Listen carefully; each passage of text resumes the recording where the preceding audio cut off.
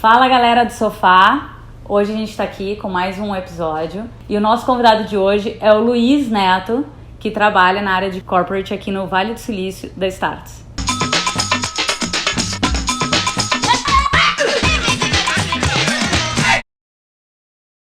$30 fala um pouquinho sobre você. Bom, Nath, eu trabalho aqui nos Estados Unidos com a Startse, eu tomo conta da área corporate. A minha função aqui nos Estados Unidos é ajudar as empresas brasileiras a se conectarem com o ecossistema de empreendedorismo aqui do Vale. Eu acho que não é novidade para ninguém, mas aqui tem 25% do capital de risco do mundo e, por consequência, todas e as melhores startups estão aqui.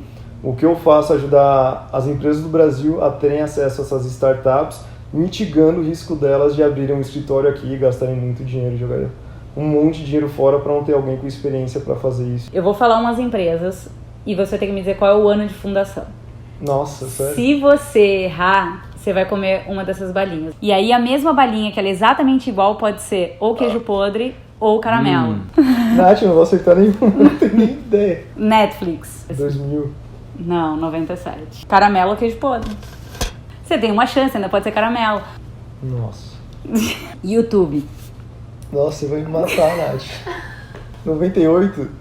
2005. Nossa. Pudim de chocolate ou comida de cachorro. Ok. Era pra ser uma entrevista, Nath. Como que você quer que alguém venha aqui sentar no sofá e ver isso? Tipo, você vai ficar feliz. Apple. Ah, 76.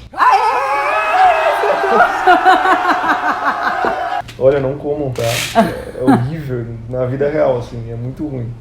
Você explicou um pouquinho pra gente o que você faz aqui no Vale. Mas como é que é o teu dia a dia? Eu ajudo grandes empresas no Brasil, empresas estabelecidas, e aí a gente pode falar abertamente assim de Tigre, Gerdau, Libes, SPC, outras do setor financeiro que a gente está trabalhando junto, setor da saúde. Todas essas empresas, elas têm dores operacionais ou estratégicas que elas querem resolver com tecnologia. Ou que a tecnologia vai aumentar muito a margem de lucro dela através da redução de custo, ou então ela vai conseguir negócios adjacentes, ou então tá por dentro do que pode disruptir o mercado dela, sendo uma oportunidade ou uma ameaça. Então o meu trabalho vai desde entender e ajudar com quais tecnologias essa empresa pode ter benefício, dependendo do setor dela, ajudá-los a priorizar, a organizar isso culturalmente dentro da empresa, e aí vai desde descobrir quem é o empreendedor corporativo até a conscientização das ferramentas que estão à disposição para a empresa. E a gente chega na fase de procurar quem são as startups que podem resolver o problema para aquela empresa. Eu passo uma parte do meu dia conversando sobre estratégia de empresa, de diversos setores. Eu passo outra parte do meu dia tentando encontrar as melhores startups, as tecnologias mais exponenciais e escaláveis para conectar com essas empresas no Brasil. Se você achar alguma coisa no Google, você pode ter certeza que alguém já fez negócio, já é passado. Porque o que está no Google é o que é trend. Se já virou trend, já tem alguém por trás. Então eu converso com VCs, eu converso com corporate venture capitalists, eu estou nas universidades, eu estou em eventos, eu estou conversando com as startups, eu estou me engajando no meio de pessoas influentes na área para estar tentando entender de onde pode sair o próximo Uber. As pessoas dizem, mas qual que é a diferença? Por que eu no Google não consigo encontrar essas startups? O Google ele coloca e prioriza o que a maioria das pessoas estão buscando e priorizando. Então você nunca vai achar uma startup que acabou de nascer, por exemplo, que é formada pelo VP do Walmart Labs no Google. Você tem que estar aqui no Vale, tem que estar indo no evento, tem que ter conhecido o cara, você tem que estar num círculo de informação que te permite captar essas transações de negócios. Qual a importância do network aqui no Vale do Silício? Nossa, 100%. Você não faz nada sozinho aqui. Aqui no Brasil vai ter um coquetel, vai ter alguma coisa. É sempre de uma forma muito estruturada. Aqui acontece das mais diversas formas possíveis. Você pode achar a pessoa através do LinkedIn e falar, puxa, preciso tomar um café contigo. Então você vai em um evento, você vai em um bar, num happy hour. A Amazon tem um espaço onde ela deixa ali disponível. Então, por exemplo, o Startse quer fazer um evento. A gente pode pegar esse espaço da Amazon, só que a gente não pode limitar só para o Startse. Então, a gente tem que deixar aberto, né, de acordo com o tema. Quem se interessar, está disponível para ir. Outros grandes unicórnios fazem isso, aquele give back. Já que a gente está falando desse give back, de comentar o quanto as pessoas aqui se ajudam. Aqui no Vale, se eu não me engano, da última vez que eu puxei o dado, 65% das pessoas são imigrantes. Então, são pessoas que largaram família, empregos estáveis, largaram tudo para vir para cá correr atrás de uma ideia. E quem consegue ser bem sucedido, obviamente a gente não consegue fazer sozinho, e tem um sentimento muito grande de devolver a oportunidade para quem está vindo. Hoje o meu produto está aí com quase 2 anos, e se não fosse a ajuda das pessoas entenderem e darem oportunidade para ir para frente e acreditarem, não teria acontecido. A Tigre foi um baita de um parceiro nosso. O que eu vejo aqui? Se eu vejo alguém que está com perfil empreendedor, que eu vejo que aquela pessoa está muito séria, assim, eu não meço esforços para ajudar para fazer o negócio dela agora acontecer, entendeu? Sim. Pessoas originais, com ideias originais, querendo fazer de verdade acontecer de uma forma autêntica, a gente sempre ajuda, porque a gente não tem concorrente, tem parceiros, entendeu? Perfeito. Hoje você lida muito com as grandes corporações, né? Certo. Você vê que elas estão preocupadas com essas startups? Pela experiência que eu vivo aqui, é que houve uma época já que, saiu um monte de startup diferente, começou a quebrar um monte de negócio. Foram vistas como inimigas, tá? No primeiro sentido. Como é que eu faço para sufocar essas startups? Diversas corporações ou compraram, ou fizeram alguma barreira comercial, alguma coisa para impedir a evolução tecnológica. Só que isso é impossível. A força do coletivo aqui é muito maior do que uma grande corporação tentando barrar uma tendência. A Intel, na verdade, ela foi quem liderou todo esse movimento de fazer Corporate Venture Capital, se não me engano, foi uma das primeiras. Eles procuram auxiliar. Eles viram esse jogo aqui, VC ganhando muito dinheiro com startup, viram como as startups atingiam o core da empresa de uma forma muito mais rápida, assertiva, e realmente causavam dano daquilo pequenininha ainda, perto dela um gigante. Então elas começaram a ver valor estratégico para as startups e começaram a ver um valor de retorno financeiro. Essa chave mudou recentemente, em 2014, acho que 12 ou 13% dos investimentos feitos em startups do todo vinham de grandes corporações. Hoje em dia está em 37%. Então, no espaço de 3, 4 anos, isso virou a chave. Se eu sou funcionário de uma empresa e eu quero trazer um projeto novo, certo. A primeira coisa que vão me perguntar no onboarding é o ROI. Mas é difícil você pegar essa cultura que a empresa tem de analisar números e falar, não, agora essa startup entrou aqui e tá tranquilo. Como é que ela lida com esse conflito de cultura, mesmo que numa parceria? Porque muito provavelmente a startup, no estágio onde você está encontrando ela, é um estágio inicial, onde talvez o retorno não vai vir nem tão cedo. A maturidade, que é bem diferente aqui dos Estados Unidos com o Brasil, tá? A maturidade tanto da corporação quanto da startup. A gente está falando de uma startup que ela ou acabou de conseguir para fazer o protótipo dela e está começando a expandir os clientes e fazer parcerias. Numa série A, ela já pegou o fit com o mercado e está querendo escalar, tá? Numa série B, ela precisa de investimento para realmente aumentar a produção dela e atingir novos mercados. Como a Intel, ela já está trabalhando mais um modelo de investir dinheiro em startups, tá? Que está começando a conhecer o ecossistema agora, ela não vai colocar 10 milhões. Ela vai querer uma startup que já tem alguma coisa rodando, provavelmente levar um negócio aqui do Vale para o Brasil, para fazer algum tipo de parceria. Então eu procuro sempre conectar uma startup numa série A ou B com as empresas no Brasil, mas se não tem, como que a empresa no Brasil, ao invés de ser uma cliente de uma startup série A ou B, como que ela pode fazer alguma parceria e levar o negócio para o Brasil? Não tem pessoas dentro das empresas no Brasil que sabem lidar com toda essa diferença cultural. A gente faz programas de implementação cultural nas empresas também, então vai de uma aula zero assim, do que é o Vale do Silício, como as coisas funcionam aqui, até como que a gente vai engajar o middle manager em todo esse processo. Se o CEO do Itaú fala, olha, blockchain é importante, a gente vai implementar isso amanhã, vai ser implementado. Quem vai causar o ruído é o middle manager em tudo isso. Então, como que eu engajo o middle manager num processo de inovação sem que ele se sinta ameaçado? E aí cada empresa acaba utilizando um modelo diferente. Fazer uma parceria com uma startup ou adquirir uma startup, é muito natural que ela queira que a startup se adapte àquela cultura. Porque é muito mais fácil você juntar os 4 da startup e fazer ele virar uma cultura old school. Que é o que elas tentam fazer. Do que você pegar 2.000 que estão no old school e tentar transformar numa cultura que nem elas sabem qual é a real delas, né? E essa é a parte cultural que eu tento colocar dentro das empresas. Então a partir do momento que elas vão convivendo, entendendo e vendo as dificuldades que é uma startup e como que elas podem ajudar, eu acho que a tendência é muito mais amistosa, tá? Do que uma rivalidade de tentar fazer a startup se adaptar àquela cultura. Porque a startup tem que ser rápida, enxuta, errar rápido.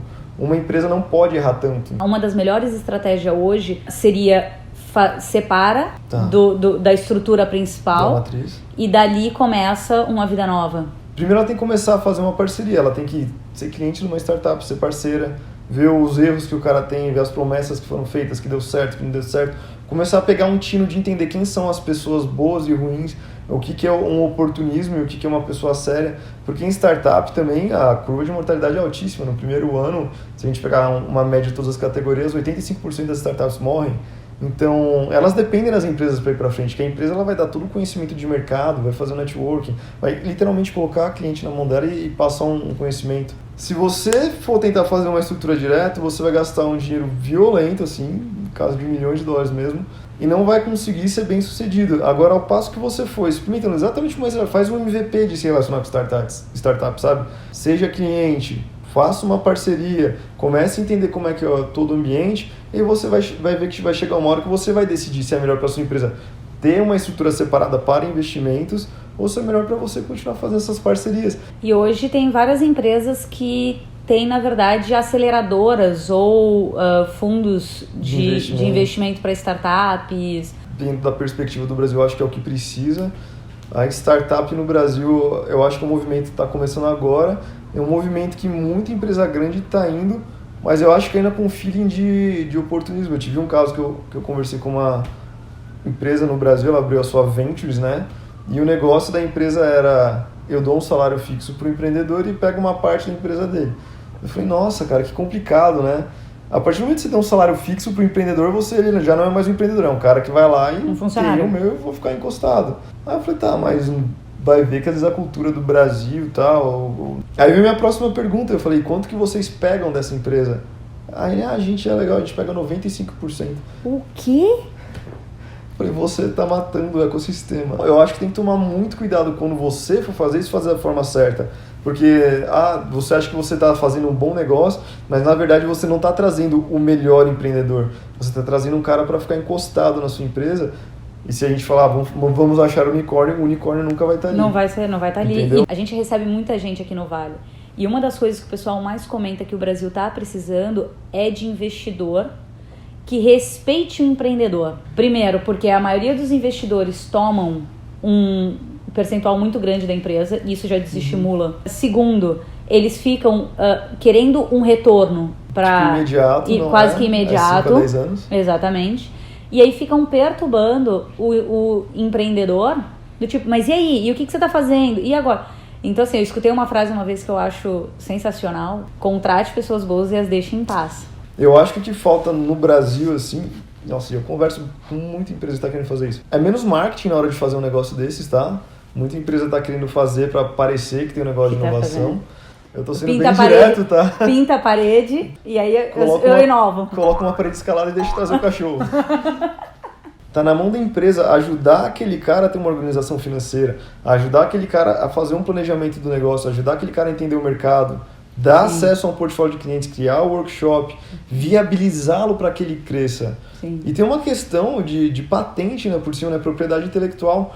Se a empresa está investindo em uma startup que ela não tem intenção de adquirir, quanto mais próxima ela tiver da startup, sabendo dos negócios da startup, mais aquela startup perde valor no mercado. Perfeito. Por isso tem que deixar o cara trabalhar. Ela tem que estar investindo e dando condição para o cara evoluir a ideia dele. Perfeito.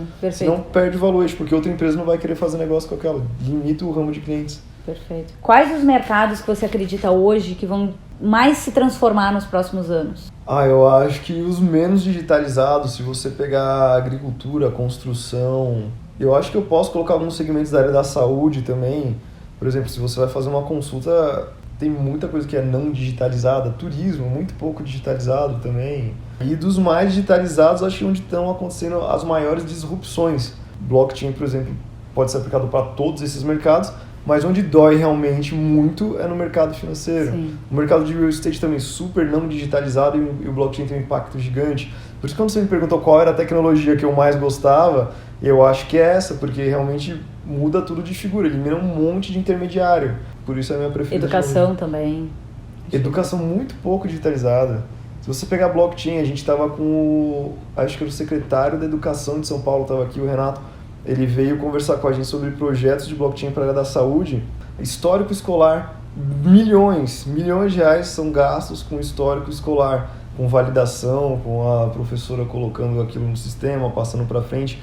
Um bolo de intermediário e eficiência enorme. Se você colocar aquilo no blockchain, a pessoa não consegue nem falsificar o histórico escolar, que é o que acontece, falsificar um diploma, alguma coisa do tipo, e fica tudo numa cadeia transparente, imutável, todo mundo tem acesso. As 5 tecnologias que você acha que hoje são assim as top? Inteligência artificial, com certeza, porque ela é base para várias outras tecnologias. Inteligência artificial ajuda no IoT, carro autônomo, robotização. Se você pegar drones também funciona com inteligência artificial. Tem algumas tendências e tecnologias que AI ele realmente leva tudo para outro patamar. Blockchain, inteligência artificial. Eu vou falar de drones, tá? 3D printing, com certeza, tem casas sendo impressas em 3D. Eu acho que do Supply Chain 4.0 tem o RFID Code, que é como se fosse um adesivo que você coloca e você consegue rastrear todo o processo do supply chain e reduz muito a ineficiência, e isso também pode ser conectado ao blockchain. Então, startups legais que você tem conversado e que você fala, putz, olha que bacana o que o cara tá fazendo. Health Linkage, eu tava com eles, como colocar registros médicos no setor da saúde e o quanto isso pode ajudar. Ele realmente conseguiu criar uma plataforma plugada no Hyperledger, que é uma forma de acesso ao blockchain, uma estrutura dentro do blockchain, onde eu, Luiz, consigo ter todos os meus registros médicos numa cadeia transparente, imutável, só que de forma privada. E a forma que você pode viabilizar isso é se uma grande indústria farmacêutica quiser utilizar um perfil como o seu, através de uma criptomoeda, e aí a cripto dele, ela faz um pagamento e você ganha aquele pagamento. Tá. Mas eu tenho que autorizar. De qualquer... Você tem que autorizar se isso for acontecer. O desenvolvimento de curas vai ser muito mais acelerado. Se eu for desenvolver uma nova droga, quando eu tenho um pool real de pessoas e não um pool estudado que eles separam, mostram um real sample daquilo ali, com todas as informações registradas bonitinho, uma coisa sem ruído,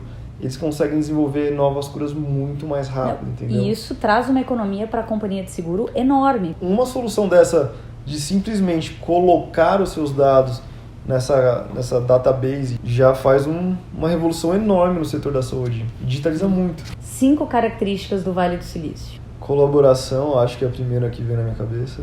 Tecnologia de ponta, risco, abundância de dinheiro e pessoas. Tem algum case de empresa ou grande corporação que você possa compartilhar, que está fazendo um trabalho legal de inovação? Eu acho que a gente pode compartilhar o da Tigre. Eles autorizaram a gente, então dá para falar bastante. Ela faz tubos e conexões para casas, comerciais, até para oil and gas. E é um setor totalmente desdigitalizado, né? Não digitalizado. Inclusive, acho que foi muito legal a nossa parceria com eles, que quando eles vieram para cá, nós entendemos todas as dores deles, tanto de tecnologia quanto no aspecto cultural. Existem pessoas dedicadas à inovação lá, mas que estão fazendo um trabalho excelente de parceria conosco aqui na Startse, tanto da tecnologia quanto na parte de levar a cultura lá para dentro da Tigre. Louvável, assim, falar que a Tigre chegou num ponto que com o nosso projeto ela está descobrindo quem são os empreendedores corporativos. Quando a gente fala em empreendedor corporativo, é aquele cara que está dentro da empresa, ele não segue as regras, tá? Ele se incomoda do jeito que as coisas são feitas. Muitas vezes ele é tido como rebelde, ele é demitido da empresa, mas aquele é o cara que você pode dar um projeto novo, alguma coisa tipo, totalmente fora da caixa, que ele vai se virar e vai fazer acontecer. Através do programa O Vale Responde, que eles criaram, e a gente dá suporte a esse programa para eles jogam algumas perguntas para o pessoal da Tigre de inovação, como que o Vale pode ajudar, mas eles estavam procurando uma solução relacionada à sustentabilidade, e uma pessoa do administrativo que legal. Colocou a base de onde ela achava que aquilo fazia sentido, colocou a questão dela e está super engajado com o core da empresa. E a Tigre, como uma empresa muito mente aberta, ela vai empoderar essa pessoa para ser um dos empreendedores corporativos da Tigre. Eu acho que é um baita de um case de sucesso. Que legal. Como que você pega alguém que teoricamente não estaria na estrutura, né, e descobre que esse cara é um empreendedor e que ele está afim de fazer acontecer. Luiz, muito obrigada. Foi um prazer ter você aqui. Foi muito bacana o bate-papo. Espero que vocês tenham gostado. Nos acompanhem nas redes sociais, se inscrevam no canal, compartilhem, façam tudo que vocês puderem fazer para disseminar e compartilhar esse conteúdo super rico. E eu espero vocês no próximo Sofá do Vale.